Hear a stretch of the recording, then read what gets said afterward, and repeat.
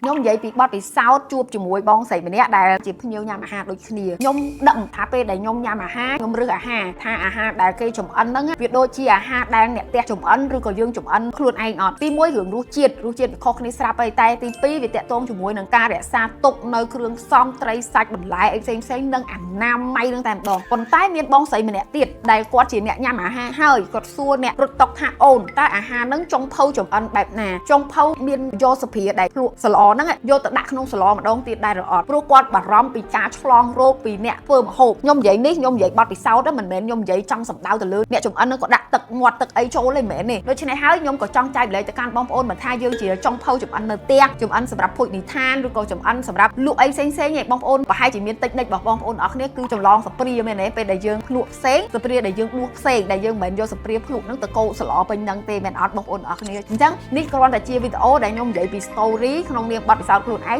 ក៏ខ្ញុំជួបថាអូមានអ្នកដែលគិតដល់ចំណុចហ្នឹងហ្មងអញ្ចឹងទីបងប្អូនអ្នកលក់អាហារស្រាប់តែឃើញវីដេអូហ្នឹងហើយជេរអ្នកគ្រូសេប៉ៅទៅថាវាមិនដែលអ្នកញ៉ាំណាដល់ថ្នាក់ហ្នឹងកុំអីបងប្អូនត្រូវយកគុណតម្លៃនៅក្នុងវីដេអូព្រោះនេះជាតម្រូវការរបស់អតិថិជនជាបញ្ហារបស់អតិថិជនបើសិនជាបងប្អូនយល់ស៊ីជម្រៅពីបញ្ហារបស់អតិថិជនបងប្អូននឹងឆ្លើយតបនឹងតម្រូវការដ៏ល្អឥតខ្ចោះអូខេអរគុណច្រើនបងប្អូនអរគ្នាចែករំលែកវីដេអូនេះជាបទពិសោធន៍ហើយបើអ្នកញ៉ាំអាហារមានអារម្មណ៍យ៉ាងណាដែរចាកុំភ្លេច comment នៅក្នុងវីដេអូអ្នកគ្រូសេប៉ៅផង